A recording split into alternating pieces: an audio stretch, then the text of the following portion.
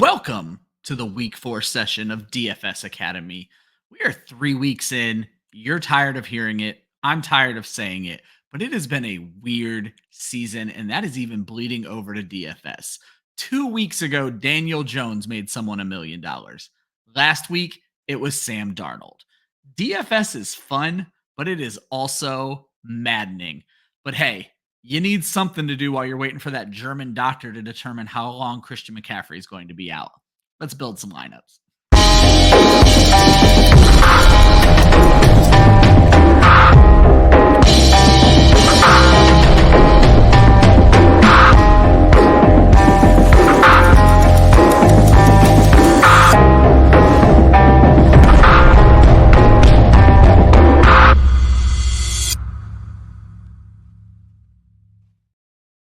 What is up? Welcome to the DFS Academy. I am your host, Ryan Weisse. With me, as always, Austin Amandolia. Austin, it is Thursday evening as we record this show. I just watched the Giants kick their second field goal of the game.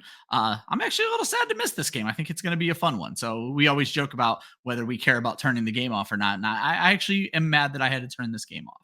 So. Yeah, it's probably going to be a sloppy one. So, well, that's fun in its own cute way.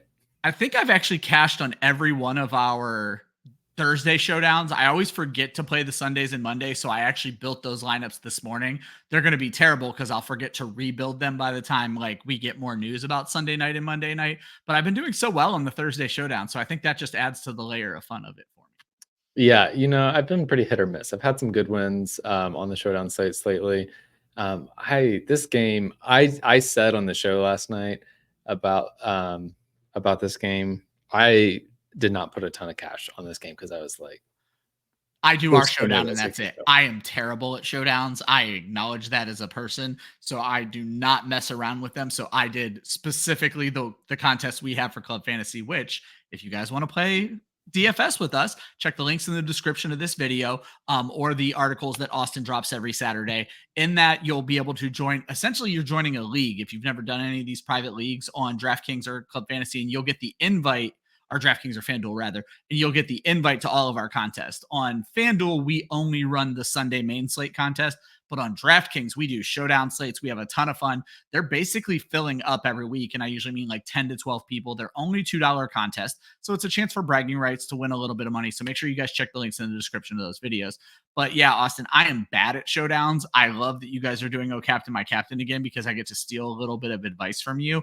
But like, my thought process is pretty simple. I try to get as many quarterbacks and then as many starters as I can fit into the lineup, which I know sounds elementary, but sometimes you got to get a little weird with some of the starters you're fitting in. Like for the Seattle slate, I had to like go all the way down to Noah Fant, and I'm like, I don't love this, but he's a starter, and I was able to get quarterbacks in my lineup. So yeah, there you go. Those are some important keys to success. Yeah, I like it. I like it a lot. All right, folks. As I mentioned, you can play DFS with us, but also like and subscribe. It is completely free. Club Fantasy is putting out content 6 days a week. We take Sundays off so we can actually watch football and create this content. But 6 days a week, I think it's 12 shows a week now. And it's completely free for you to hit that like, for you to subscribe to us. Let Google pay us so you don't have to. Like I said, it's free. It's a win-win for everybody. We start this show off with what we call answers to the test. This is last week's Milli Maker, last week's winning lineup. 240.14 points. That is the new season high. We went up every single week. It was like 196 in week 1. It was like 220 last week, and now we're at 240. So hopefully these can come back down a little bit. Austin had a sick DraftKings score in me and his head-to-head that you'll hear about at the end of the show. But Austin, I was hoping you would be close. It didn't end up playing that way with a 240.14. Yeah, I know. The winning lineup, Sam Darnold, as I alluded to in the intro, Kyren Williams, Zach Charbonnet, who you might have heard about on last week's show, Justin Jefferson, Deontay Johnson, Jauan Jennings, obviously. Austin, before you put this in here, I knew Jauan Jennings was going to be a part of this. Dallas Goedert, obviously. Another good Aaron Jones week. And the Tampa Bay Buccaneers defense, no, you didn't pick them last week. But regardless, I don't think anybody saw Sam Darnold. I don't think anybody, Sam Darnold's getting a little bit more understandable, but I am shocked that there was a Deontay Johnson lineup out there. But I guess I shouldn't be that shocked. A lot of people thought that Andy Dalton was going to be the answer to Deontay Johnson. And that looks to be the truth on this lineup. Yeah, no, there's some things about this lineup that I feel like really good about the process that we took for it, because we didn't say Deontay Johnson, but we did name Adam Thielen as an option for tournaments, and so it was a similar concept, betting on the bounce back for Carolina. That worked out. We did call out Jauan Jennings. Not that it was the hardest call in the world. Not that we predicted, 11 catches and 3 touchdowns. But Austin mentioned him in this show and wrote about it in the article. The proof is in the pudding. Jauan Jennings, great call on your part there, Austin. Yeah, and then you had Zach Charbonnet, which I actually ended up playing him and in some of my contests, and that panned out very well for me. I'll just, as a side note, kind of alluding back to the point you made about, I did really well in cash last week, and yet that lineup wouldn't have sniffed the Milli Maker because you needed 240 points.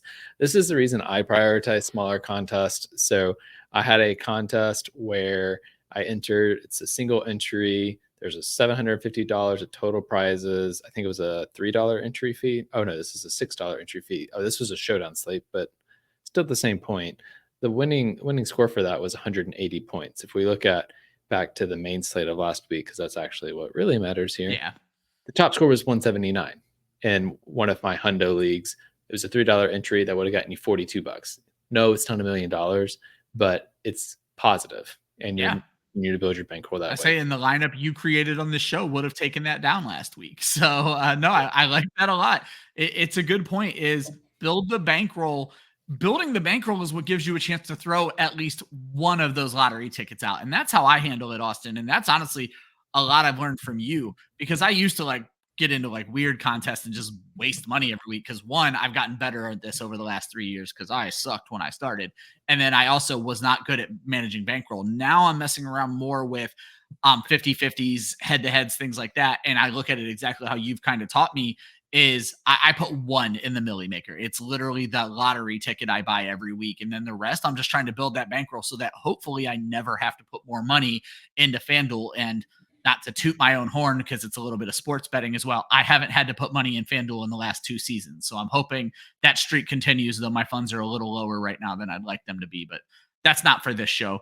This show is about DFS. And if you guys have never tuned in, how we break it down is we start with cash plays. Cash plays are when you are, again, building bankroll. It's not the big millionaire tournaments. It's when it's okay to play chalk, and the point is just to finish at the top half of the field. Sometimes the field is just head-to-head, you versus one other person, and you still want to be in the top half. That is Austin's specialty, and that is where we start. And we also start with what we call top of the class, and these are the high-priced players. We typically call these the over $8,000 players. And Austin, right away, I want to ask you, when we're going to talk Saquon Barkley, and I'm going to let you talk about why it should be Saquon Barkley. At 9,700, I am the only ranker over on Football Guys right now. I did not rank Saquon Barkley for FanDuel. I'm not playing him at that price. Am I out of line here, or is he the chalk that's worth eating? He definitely is tougher on FanDuel. Particularly because we're still not getting a ton of really good cheap punt options. But honestly, on this game slate context, I might be still willing to do it on FanDuel. And one thing I want to talk about up top is this we'll talk about it too with tournaments. The game environments this week are really wacky, if you ask me. The highest over under is the Arizona Washington game at 50. And then you drop down from that, Carolina Cincinnati over unders at 47. The next two highest. That's number 2. Talk about the dichotomy between those two game environments still being 1 and 2. Arizona Washington is looked at as arguably the most exciting game on the slate. Cincinnati Carolina is the I have to watch this, and they're the number 2 game environment. That is crazy. Exactly. And then the third and fourth highest over unders on the weekend is the Buffalo Baltimore game, the Detroit Seattle game. Those are both primetime games. They're not going to be on the main slate unless you're on FanDuel. The Sunday night game does count. And so then after that, you drop down and you start getting everything that is at 45 points or lower is the rest of what is available in this slate. Wow. So not a lot of points being projected this week across the board, which makes me more willing to take on Saquon Barkley. He's just been so good. He's been getting so many touches. That offensive line has been crushing it. And it's a pretty good matchup for them. Like Tampa Bay has not been that great against the run. They've allowed the 6th most points so far per game through week against running backs. So it's a good matchup. Philadelphia is actually favored in this matchup, and despite some of their struggles recently and them losing to Atlanta, they're projected to beat Tampa Bay, which is kind of weird given the context of the NFC South. But it's just a volume play, and he's been so efficient and getting in the end zone so much. I'll play him on DraftKings and on FanDuel. Yeah, see, what went through my head and it quickly left my head is AJ Brown, Devonta Smith likely out. Even Dallas Goedert got a veteran day yesterday, but I think he's healthy and ready to go. And so my concern is, could Tampa Bay straight up be like, go beat us, Jahan Dotson and Johnny Wilson? We're gonna stop Saquon Barkley. But then just saying that sounded ridiculous. I don't think Tampa Bay has the talent to be like, we're going to stop Saquon Barkley. I just don't see that happening either. Yeah, I don't think so either. And I think part of the thing is too, like you could say, oh, we're just going to stop Saquon Barkley. Well, then Jalen Hurts is going to pull the ball and run for 100 yards. So yeah.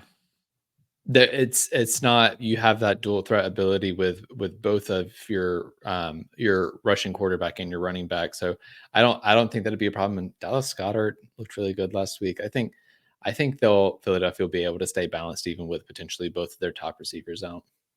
I haven't built any FanDuel lineups yet this week. I've mainly stayed with our DraftKings contest. So once I start building FanDuel lineups tomorrow morning, I'll see how I feel about that. But right now that price tag scares me. But if you're going to pay up, that means you're going to need to fit some mid-tier players in there. You can't pay up for everybody, which interestingly enough, Austin, when I built my lineup for later on in the show, I tried to like fit my favorite guys in there for everything. And my goodness, I was like 10,000 over and had to go in and just change everything I wanted to do.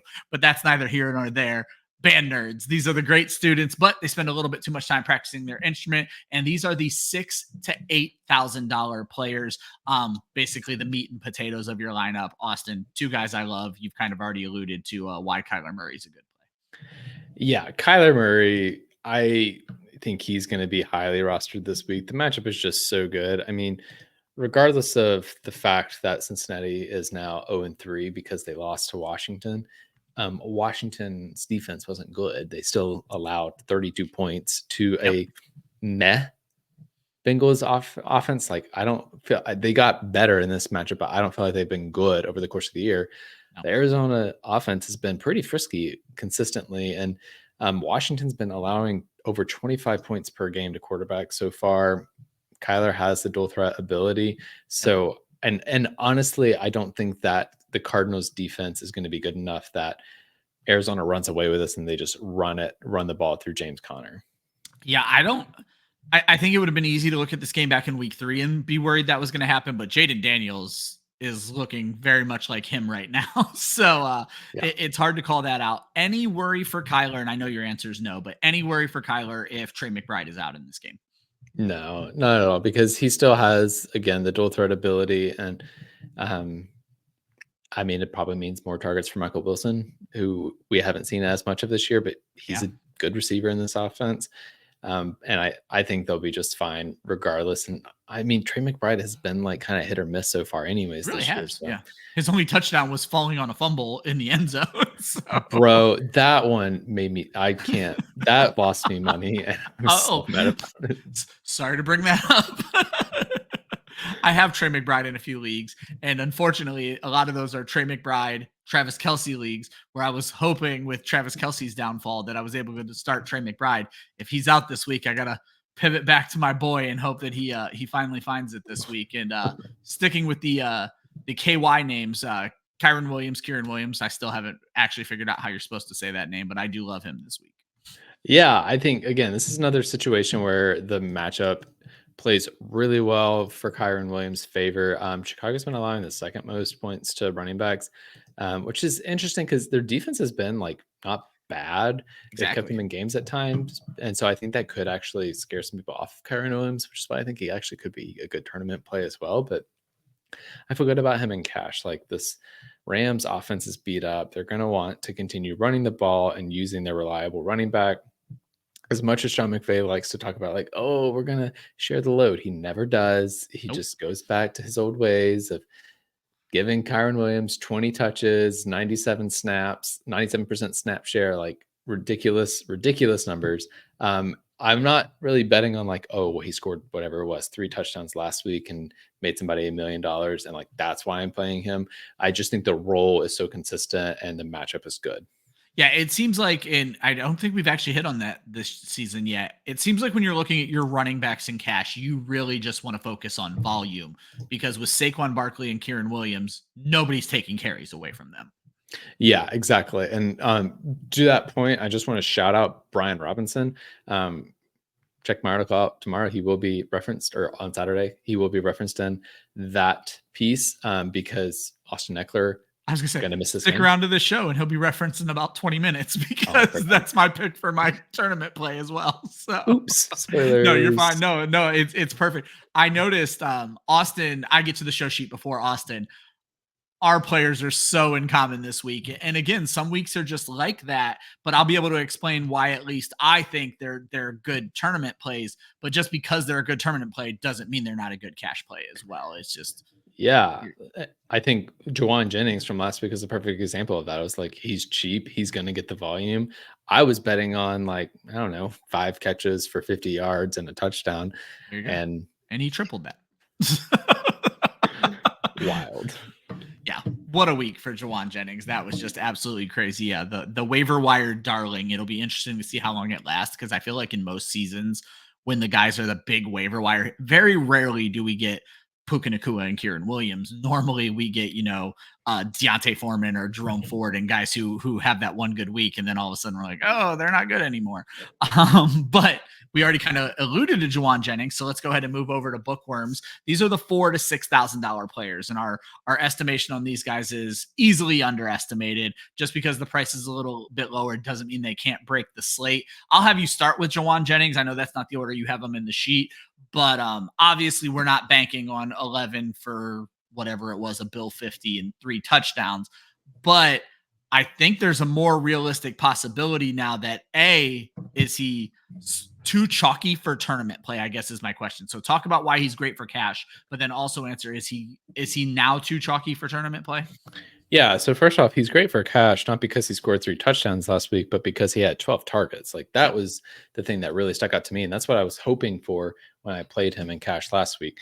He was $4,100 last week. He moved all the way up to $5,600 on DraftKings, which is a big jump for DraftKings. DraftKings does not typically increase their price points that much. But I'm still betting on him. Is still cheap enough, right? Like with that amount of volume that he's getting. Also, Brandon Ayuk, it will be the person more likely to draw the shadow from the rookie cornerback whose name is escaping me right now. Christian Gonzalez on the New England Patriots. So that'll just continue to allow Jauan Jennings to be open for targets. And New England has not been good against receivers. They're actually one of the bottom 10, or I guess 10th top 10 in points allowed to receivers so far through the season. So it's volume. And it's the matchup is actually pretty good. And honestly, I'm totally fine for going back to him in tournaments.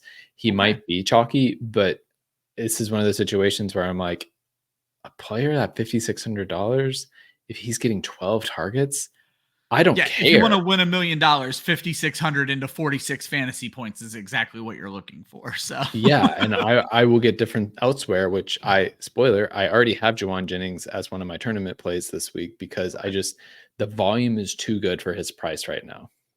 No, I think that makes a ton of sense. As we've mentioned, it has been a rough year for punt plays. To be honest, I don't know that I've found, Austin, a guy under 4K that I have liked at all this season. Wan'Dale Robinson started the season low, but I don't think he was even below 4K. We call this section C's get degrees. Austin, this is the first week you haven't had to put a defense here, so you found at least one guy below that 4K mark over on DraftKings. Yes, well, and I will just say I am surprised about what happened with pricing structures this week because we talked last week about Pat Freiermuth and the fact that he had gone 4 catches on 4 targets in week 1, 4 catches on 4 targets in week 2, and then lo and behold, in week 3, he goes 4 catches on 5 targets. So you can get an extra target. He hasn't scored a touchdown yet, but still, He's consistently getting utilized in this offense. And his salary went down this week. So he was able to qualify for the below 4K because he's now at 3,900 on DraftKings. He also actually has a pretty good matchup. Indianapolis has not been good against tight ends this year. They've allowed about 13 points per game, which doesn't sound like a lot of points per game, but when you think about the tight end environment this year, that's great. I was going to say, it's easy to hear 4 catches on 4 targets and kind of laugh, be like, oh, that's not. He's the tight end 12 without scoring a touchdown yet this season because the tight end environment is absolutely nuts. And PPR, we never used to look at tight end as like play the PPR guy, but we can't predict these touchdowns. The tight end touchdowns this season has been incredible. There have been 13 tight end touchdowns this entire season. Nobody has scored 2, Austin, through 3 games. 13 tight end touchdowns. No one has 2. Like, you used to gamble on the touchdowns. That's a fool's errand at this point. You just take the targets right now. Yeah, exactly. And I think because we're at a place where the top tight ends aren't performing the way that we expect them to, it makes me even more willing to just not pay up for them right now because I can't predict which one's going to be going off on any given week. So there's also not a ton of great punt options. So like Pat Freiermuth just feels like the safest thing right now because I'm like, I know he's getting 4 catches. If he falls in the end zone, it's a bonus point. No, I think that makes perfect sense. Guys, that is the end of the cash play section of our show. If you're looking for more cash plays, check out Austin's article. That is going to drop Saturday morning, and he gives you a little bit of what you heard on the show, but a lot of things you weren't able to hear on the show. So make sure you're checking that out, and we're going to take good care of you there. At this point in the show, we are going to pivot over to tournament talk. Tournament talk is where you want to get a little bit different with your lineup. You're looking for those guys who can have that very, very Jauan Jennings-esque ceiling. I'm not promising that kind of ceiling, but I'm hoping we're able to find some of those guys for you. Austin and I are going to talk about our favorites at each position, give you guys a little bit of a selling point on our guys. Austin, go ahead and get us started with your tournament quarterback for week 4. Yeah, so I have Justin Fields in here at $5,500 on DraftKings, 68 on FanDuel.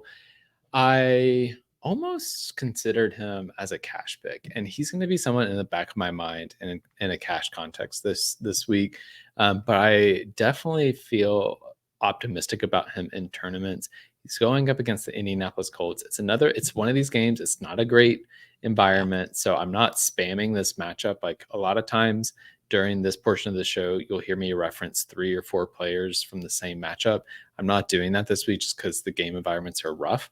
But I like this one because Pittsburgh, they're going up against Indianapolis. Indy is allowing the 7th most points to quarterbacks so far this year. It's averaging about 18 points, which, by the way, if Justin Fields scored 18 points, he's tripling his salary. That's great. And he has the potential to hit 30 points. Like, we haven't seen it this year, but I think it's been really intentional. I feel like Arthur Smith and Mike Tomlin have been just bringing him on a little bit each week and giving him a little bit more responsibility. And last week we saw him use his legs a little bit more. He's getting more confident in this offense. And I don't see any reason to believe that doesn't continue this week. So I think this is actually a really great time to play him in a tournament setting.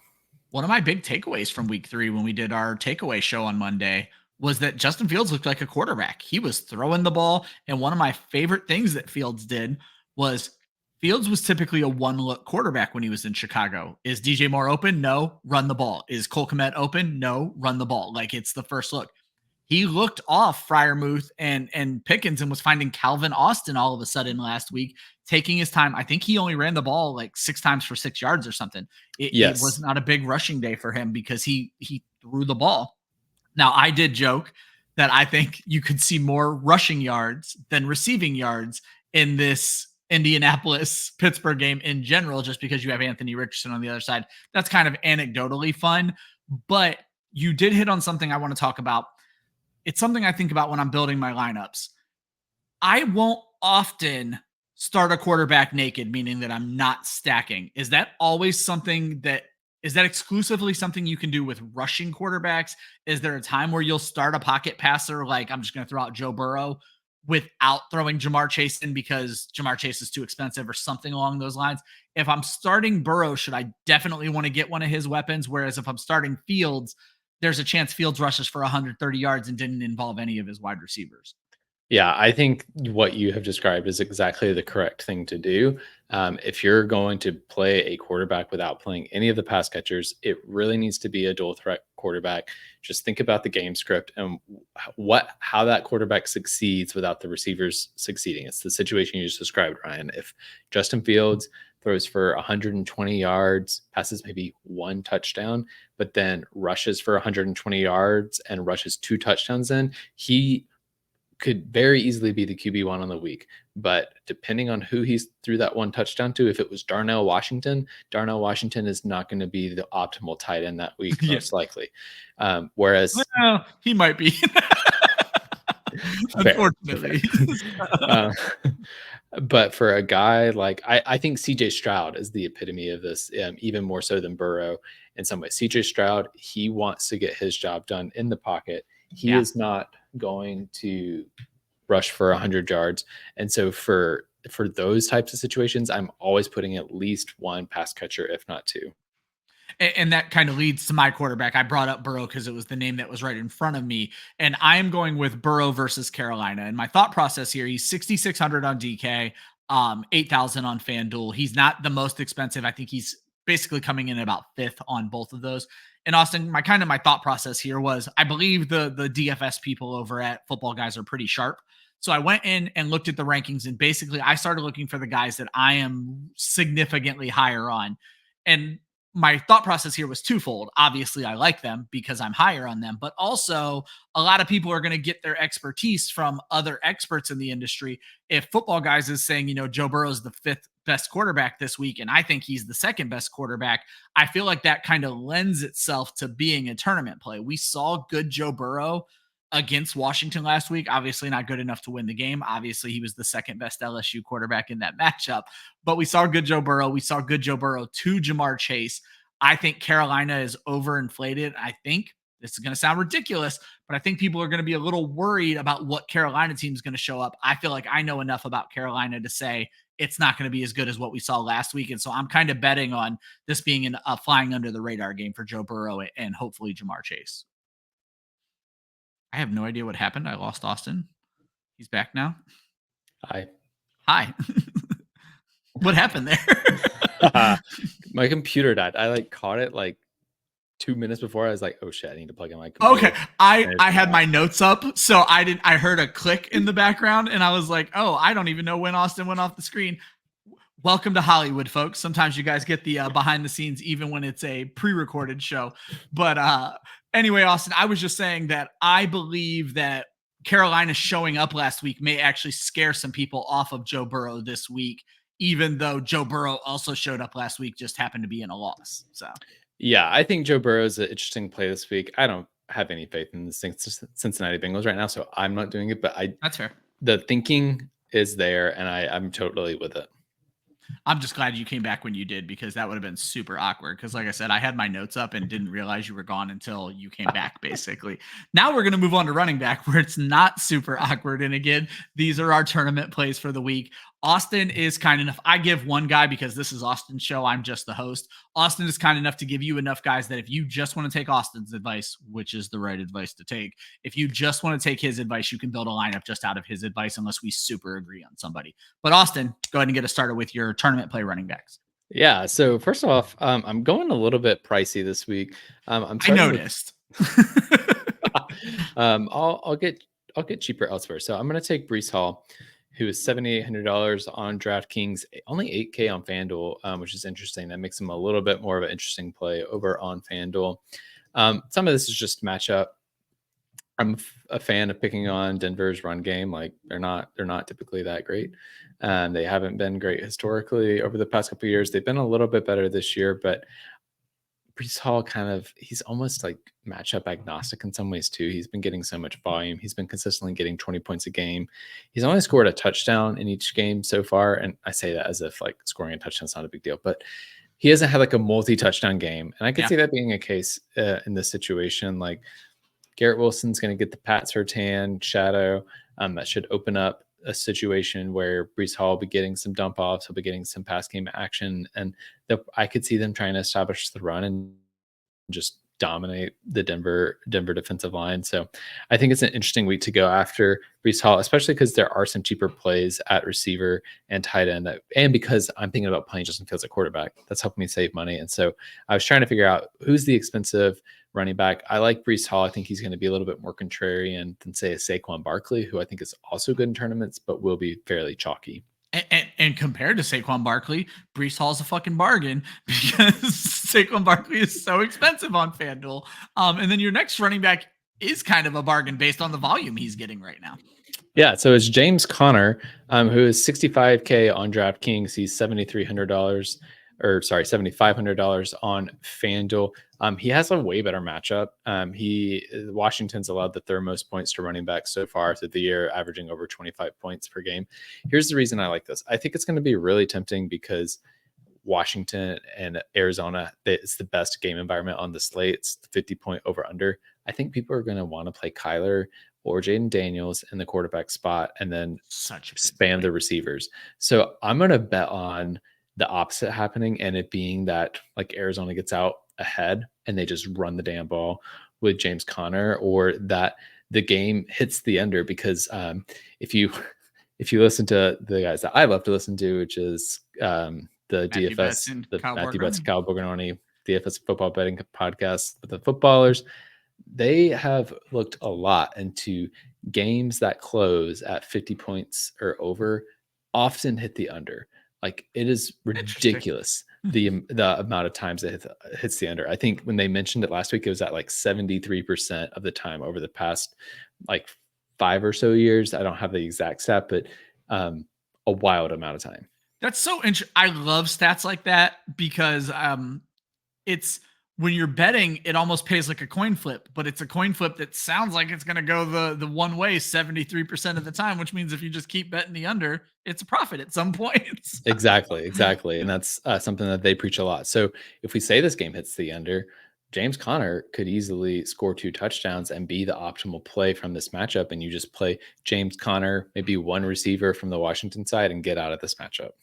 Or you could just flip his advice completely, take everything he just said literally, but play Brian Robinson, who is my running back pick, and play Marvin Harrison from the other side of the matchup, who happens to be my favorite wide receiver on the slate. But for all the reasons Austin said, because interestingly enough, Washington and Arizona are right next to each other and points allowed to the running back. And as Austin is going to talk about in his article tomorrow, there's nobody to take the volume from Brian Robinson right now. The backup running backs in Washington, because Austin Ekeler has already been ruled out with a concussion, are Jeremy McNichols and Chris Rodriguez, who just got called up from the practice squad. It's not a great environment. They're going to feed Brian Robinson. Jaden Daniels has been gold for these running backs. And I just think that's something not to overlook. Is there's a very real possibility Brian Robinson touches the ball 20 times in week 4. And so it's another volume play. But Austin, I don't think Brian Robinson is getting the recognition he deserves quite yet in fantasy football. And so that's why I'm just all in on B-Rob this week. I think it's going to be a really, really nice week for him. So much so, one of the things that I think screws people up with Brian Robinson is when I was building my own lineup, I accidentally put Bijan Robinson in and couldn't afford my lineup and was like, what the hell? And I was like, oh, it's the wrong B Robinson. I need to go fix this.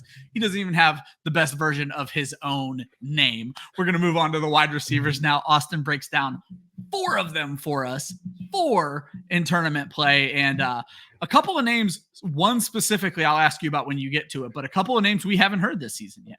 Yeah, so I'll start just going off of the same theme that we were just talking about. I'll start with Noah Brown, who I typed his DraftKings pricing wrong, but he's cheap on DraftKings, and he's cheap on FanDuel as well. He's at $49. I bet he's probably pushing sub 4,000 on DraftKings. I'm going to look it up real quick while you're talking. Go right ahead. Yeah, I think he might be closer to like 4,800. Oh, really? But I'm betting I'm attacking the Arizona-Washington game, but I'm doing it in a different way than what I think most people are going to do. I'm playing James Conner, and then I do want one of the receivers. And I was debating. I've been going back and forth between Luke McCaffrey and Noah Brown, and some of this is a salary savings move, but they were getting some action. I noticed that they were getting favored in this matchup. Terry McLaurin, he's been okay this year, but like he only got there last week because of that last 40-yard touchdown catch, right? Like he didn't kill it last week. Whereas Noah Brown, he got like 3 catches for 50 yards at a salary. All he needs is a touchdown on top of that, and he's paying off easily. Similar thing with Luke McCaffrey, and I think both of those guys will go under the radar because people will just like default to Terry McLaurin or Zach Ertz.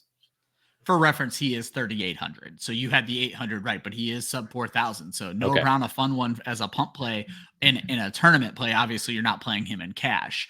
But he was the one I was actually going to ask you about because I'm like, I like Noah Brown. I've seen good things from Noah Brown, but I didn't think I saw enough. But your game theory of this makes perfect sense because you're looking for the right piece of that game at the right price, and you just need that guy who could pop off. So yes, and so he's cheap enough because he's at 38K that I can pay up for Justin Jefferson, which is really nice. I love being able to put Justin Jefferson in my lineup any given week, but he's just been continuing to get ridiculous volume. The other thing about him, what's interesting about it too, he's been getting great volume, and it's still like not typical volume for Justin Jefferson. Like he's got like 4 to 6 catches each game so far, which is wild to me. But still popping off. And so if he just has like one of those typical 8 catch one games, of those Justin Jefferson games. So. Yeah, like he so often does. He'll be really successful in DFS. He's only had 1 touchdown in a game this year. Like he hasn't had a 2 touchdown game yet. So similar thing that I was saying earlier with Breece Hall, where it's like, the upside is there. It hasn't happened so far yet, but there's definitely the possibility for it to happen. I do think this game environment, it's kind of like a low over under for what I would expect for Minnesota Green Bay. Like those offenses are pretty good. I wonder if that's a little bit because they don't know if Jordan Love is going to play yet, and if the over under will start to move upward if Jordan Love gets activated. And so I do like this game hitting the over because I see that these teams could easily end up in a shootout, which will benefit Jefferson. Real quick. It doesn't seem like it's going to happen, but re-aggravation, Sam Darnold doesn't play. Jefferson's unplayable when Nick Mullins is the quarterback, right? We're going based on no? Okay, interesting. I see you questioning it. Not immediately. I would go back and look at what he did with Nick Mullins last year, because I think he did have a game or two. I think they had Mullins. 1 game, yep. And so I would want to go back and check that to see what happened there. If it was like, yeah, no, this was unplayable, I probably won't do it. But honestly, if it was even average, I might still do it because people might nobody else is going to do it for the exact reason. Okay, that's perfect. You got a couple more wide receivers for us. Yeah. So I talked about Justin Fields earlier. And so I've been trying to sort out, like, who do I want to play on the other side of that matchup on the Indianapolis side? And I'm landing on Josh Downs right now. I'm going to continue to debate between him and Alec Pierce. I think getting one of the secondary pass catchers on the Indianapolis side is interesting because I think that Michael Pittman, he hasn't really gotten involved super well in this offense so far in terms of efficiency and ceiling fantasy performances. And I do think that Indianapolis, it's a tough matchup against receivers, but they are going to need to pass the ball, I think, in order to stay relevant. And when Josh Downs played last year, he got serious targets, including with Anthony Richardson under center. So I do feel like there's a connection there and that he can get the volume. He had 5 targets in his first game back from injury last week. Yeah. And if you consider that a ramp up period, he could easily end up at 8 targets this week, which for a player who's $4,600 on DraftKings, if he's getting 8 targets, that's really solid value. And again, by doing that, I'm able to fit Justin Jefferson, Breece Hall, and James Conner in my lineup. No, I think that makes a lot of sense. And then a name that we all know and love after week 3, and one person out there certainly loves him because they're really there because of it. So. Well, one person, if Jennings wasn't an NFL player, this one person should be donating some money to Jennings' salary. Exactly. I'm sure Jauan Jennings' salary is doing pretty good for him, even though he might wish he was doing more, considering that he outperformed the $30 million wide receiver in that offense. Yeah, Brandon Ayuk might be arrested for robbery here soon if he doesn't get it together. Yeah, but we talked about it earlier. It's the volume play, and it's the fact that he's not going to have Christian Gonzalez following him around. I think he has the potential not to score 50 points again, but he could score 20, 30 points. And again, $5,600 on DraftKings, 68 on FanDuel. They did not increase his price enough for him to be the second receiving option in San Francisco. And for me, again, this is someone who I don't love that he has the questionable tag, but again, that might be something to scare them off. But I also think the big game out of Stefon Diggs is going to scare people away from Nico Collins. Nico Collins leads the NFL in receiving yards right now. He has more targets than Stefon Diggs. So Nico Collins is still the alpha here. Diggs has one more touchdown, but Collins has more than double the yards of Stefon Diggs. What Nico Collins did last year that we thought was unrepeatable with this like 17 yards per catch, he's doing it again. This is he and CJ Stroud's game. And Tank Dell, I just read, is unlikely to play in this matchup. So we are talking about a Houston offense taking on a terrible Jacksonville team, a division rival who there are only two wide receivers you need to worry about in this game, Stefon Diggs and the Nico Collins. And I'm just going to lean Collins. I feel like he's still crazy affordable. And Austin, this is a question I always like to ask you when I see these price discrepancies. And what I mean by that is they're too close for me. 7,200 on DraftKings, 7,700 on FanDuel. He's not a big touchdown scorer. So is this an instance where DraftKings maybe has him slightly overpriced, or is this definitely a scenario where FanDuel has him underpriced? He's just looking at Justin Jefferson because he happens to be on the screen for your picks right now. He is 1,700 less than Justin Jefferson on FanDuel, 1,500 less than him on DraftKings. Yeah, I think this is actually a case where I would say he's appropriately priced for the context of each site, because to your point, he doesn't score a ton of touchdowns. And I think that's going to be the thing that keeps this price down on FanDuel. Now, that's why. Never even occurred to me that, that's why the prices make sense, because he doesn't score a lot of touchdowns, but he is a PPR monster. Now, okay, makes way more sense now. Yeah, but it does make him a value still on FanDuel because what are the key ingredients to getting into the end zone? Opportunity. Like that's probably the number one. If you're getting the ball, it increases your odds of getting into the end zone. So it does still make him a good tournament play on FanDuel, because if he does have one of those games where he catches 10 balls and scores 2 touchdowns, that's going to kill it all over on FanDuel, where touchdowns are so important. And as we move on to tight ends, I see you have Pat Freiermuth again. So obviously there's not a ton to add there. This is just a situation where you're obviously paying up for Justin Jefferson. You're needing to fit some players, and you already like Freiermuth as a solid floor play. So you're willing to just plug him into this lineup. But he's certainly unlikely to be chalk. Yeah. And I think also too, first off, let's look at the Milli Maker last week. Their defense scored 2 points. They had the Tampa Bay Buccaneers defense that did not do well. So It's wild to me. Sometimes you think like everything has to go right for the Milli Maker, which it does. But like 8 of 9 things went right for the Milli Maker winner last year. And that's for the largest tournament of the week. I'm not playing in those tournaments. Yeah. I'm playing in like 100-person tournaments or 10,000-person tournaments at a max.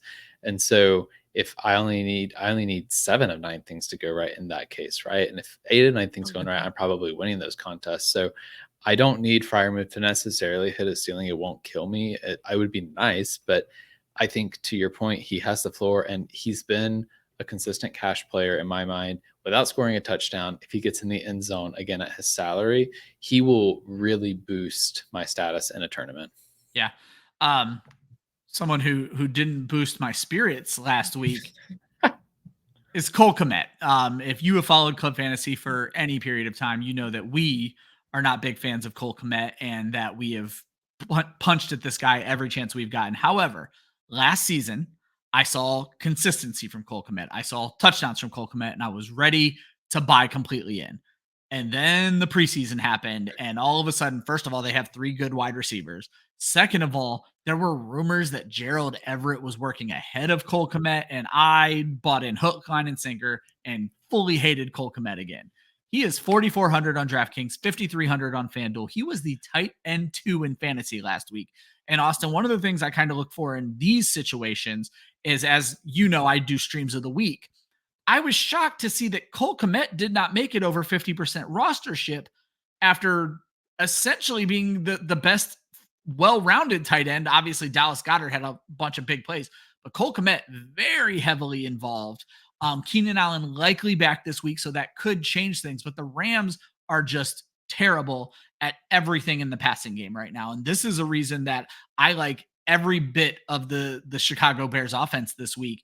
The Rams give up, I'm probably going to get this wrong, but I think it's the second most fantasy points to quarterbacks, the third most fantasy points to wide receivers, and the fourth most fantasy points to tight ends. And so this is an opportunity where I don't think anybody is considering a Bears stack in tournament play. And obviously I did not go with Caleb Williams as my favorite tournament quarterback, but I can guarantee you I'm going to have a tournament lineup that has Caleb Williams, Cole Kmet, and maybe even Rome Odunze, who you mentioned earlier in the show. I like the upside that could be there for Cole Kmet, which just sounds dirty coming out of my mouth. So.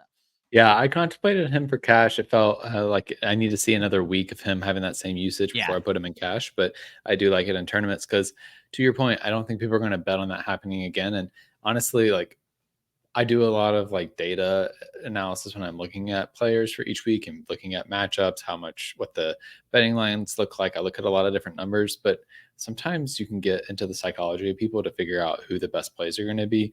And people often will be like, there's no way Sam Darnold's going to be the Milli make hero winner quarterback twice in a row. That's not the Sam Darnold we know. And then it happens. That's the thing about DFS is when you play DFS, it's a week-to-week sport. It's not like redraft league where you're really actually more focused on like what happens over a 13-week span and then the playoffs. It's like things can shift really dramatically from week to week, or they can actually stay the same 2 weeks in a row. But people are expecting like, oh, it's going to be totally different this week. And so I can't play any of the players that did well last week, which isn't necessarily the case. Yeah. Sometimes the good players are just good. And I'm not calling Cole Kmet good, but he could be good this week. And you can't build a lineup without defense. Austin, we agree on the defense, so I'm just going to let you talk about it. It's the Houston Texans, $3K on DraftKings, 4,100 on FanDuel. Why do we like them? Because they're playing Jacksonville. And we're moving on. No, I'm joking. I mean, but really, honestly. Trevor Lawrence, again, I accused Brandon Ayuk of robbery. Trevor Lawrence, he's doing time for grand larceny the way he's burning up $55 million right now. I think I read, they brought it up on the Wednesday show. I think he has a 56% completion percentage right now. Blake Bortles was like a 58% guy. So they didn't pay Blake Bortles $55 million a year there in Jacksonville. Yeah, and aren't they working on a new stadium down in Jacksonville? I'm pretty sure construction has been halted. Yeah, I mean, it's so there's the Jacksonville side of it. They just got walloped by the Buffalo Bills. The offense looks bad. Trevor Lawrence has been known to be loose with the football in many cases. But the thing that has me interested in this one too is the Houston side of it. I'm like, you just got embarrassed by Sam Darnold and Justin Jefferson. I think they're going to want to come out and prove something. And what better team to beat up on than the Jacksonville Jaguars, division rivals who just got beat by the Bills in very embarrassing in public fashion. I'm going to throw a matchup at you because it's one that puzzled me. And as I mentioned, when I built my lineup with my favorite plays, I ended up not being able to build the lineup I want. And it was defense I took a step back on in price to make this work. The Minnesota Vikings are taking on the Green Bay Packers. Obviously, if Jordan Love is playing, that becomes a much harder matchup for Minnesota. But Minnesota has been filthy this year against quarterbacks. They're one of the tops in sacks. They might be the top in QB hits. They might be the top in takeaways. I always worry when the best fantasy defense is playing a good offense. And we're seeing it again in the Baltimore-Buffalo matchup. How much do you read into I'm not going to start a defense against a good quarterback, even if that quarterback could easily turn the ball over for a pick six? Is there something going on in Minnesota that's so good, like you don't care if it's Jordan Love, or is that just not worth a play? I am more than just who the quarterback is for this specific matchup. I'm not betting against Matt LaFleur anymore. Like I did it last week. I was like, Malik Willis, pass yardage under, boom, smash it, lost. Like I was just like, okay, you know what, Matt LaFleur, you are putting together your masterpiece right now. Doesn't matter who's under center. I feel like he's been in his bag these past few years. So for me, that matchup, it's more of that. But in general, I won't necessarily pick my matchups based on the quarterback. Actually, I do. No, it is true. I do based on the quarterbacks. I'll target rookie quarterbacks. I'll target turnover prone quarterbacks like Will Levis, which 100%. that smashed last week. Green Bay against Will Levis. Great pick. And so I usually look at it that way of like what teams are going to turn the ball over a lot, but it will also depend a little bit on the offensive line. So like if it's a guy like Jordan Love behind a really bad offensive line, then I might be willing to bet against him, because even though I believe in the quarterback, bad offensive lines will ruin teams, as we're seeing happening in Los Angeles right now. Like I wouldn't have imagined myself betting against the Rams and playing defenses against them coming into the year, because Matthew Stafford, he's a great quarterback. He had great weapons, but the offensive line is in such shambles that I'm like, yeah, it's a great team to bet against, because they have of the like possibility of 5 turnovers. Injured offensive linemen this season already. It's a revolving door right now. And I don't mean that. I mean that in more than one way. It's a revolving door for personnel, and it's a revolving door for defensive linemen just blowing right through them. So now, I think that makes a ton of sense. It's just so, like I said, when I got down to building my lineup, I couldn't fit Houston in. So this will be the first week where I tell you Houston is my favorite tournament play. But then again, me and Austin aren't really in a tournament. So I always run my tournament guys against Austin to basically show you guys cash versus tournament. Austin is supposed to beat me. And guess what, folks? It's the Valedictorian Shootout. And Austin beat my ass last week. We do DraftKings scoring. This is not necessarily the lineup we'll be running out against you guys, but just a reminder, you can play against us. If you check the links in the description of this video, you will find links to DraftKings and FanDuel, where we run $2 contests every single week, plus showdowns over on DraftKings. But this is not necessarily the lineup we might run against you, though. Last week I got lazy and it was the lineup I ran against you, and it didn't work for me there, and it certainly didn't work for me against Austin. I scored 113.48. Austin scored 181.5 in the lineup he announced on this show. If you took the lineup that Austin announced on this show and ran it in cash, you cashed everywhere last week. I'm willing to guarantee it, unless you played the Milli maker guy in a cash lineup. It's not what happens. So Austin moves to 1-2. I got him the first two.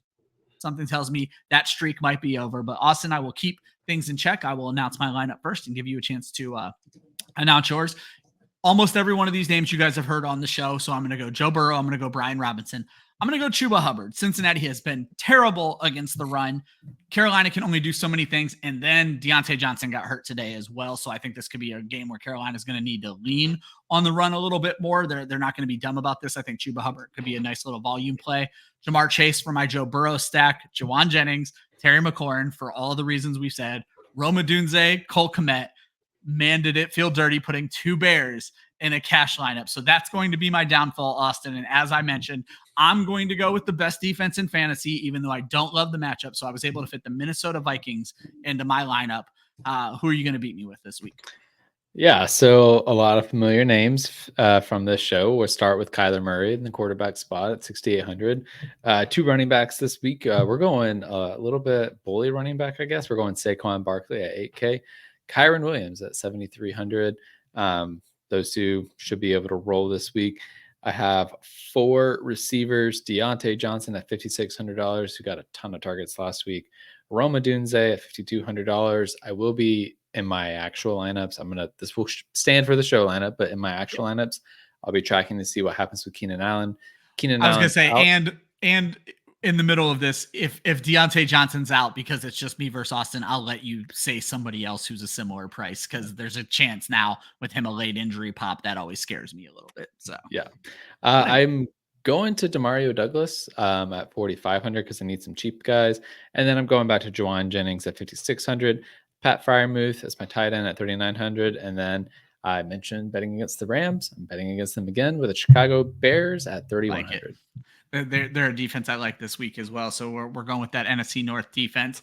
For the last time, guys, you guys can play with us. Check the links in the description of this video. On top of winning a little bit of cash, we also announce our winners on the show. Last week, I took down both contests, or 2 weeks ago. This week, that is not what happened. So over on DK, we have Ciao Bello 1981. DraftKings and FanDuel make it a little easy to track history for two different things. So with DraftKings, our tournament is perpetual. So I can see that Ciao Bello has now won 3 times in all of the contests we had. They had 135.18 on the main slate tournament. And Jay Malalaga, this is his second win this season. It's a lot more than 2 wins all time, but that's not how FanDuel tracks. They break everything down into seasons. So he took down the FanDuel contest with 119.84. So congrats to Ciao Bello and congrats to Jay Malalaga. Austin, before we get out of here, let people know anything you have going on. Obviously, you have all DFS here with Club Fantasy, so let them know where they can find and what they can find. Yeah, first off, catch me at Austin_FFL on Twitter and Instagram. I'm here every week for the DFS show. You can catch my DFS Cash article that drops every Saturday, and then catch me and Josh Hudson talking about the Thursday night showdown slates for DFS every Thursday. Maybe eventually we'll expand to the Sunday and Monday night games, but for now we're rocking the Thursday night game, so you have something to bet on for that sloppy TNF whenever it happens. There you go. I love it. I have no idea what's going on TNF right now, but we'll find out here in just a moment. We record this on Thursday nights. The show goes live on Friday morning. I believe the next time Club Fantasy will be live is our Start Sit show. Every Saturday morning, we go live from 11 to 12, where we spend an hour just answering your questions. I will actually be the host this week. Josh is in the middle of a hurricane. Our thoughts and prayers out to all of our folks down there in Florida. Take care of yourselves. We'll obviously keep you front of mind, and if we can do anything to help you, let us know. But I'll be hosting that Start Sit Different Day show. Hope you guys have some great weeks this week when it comes to the DFS lineups. Make sure you join those contests. Have a wonderful one. We'll see you at the next class.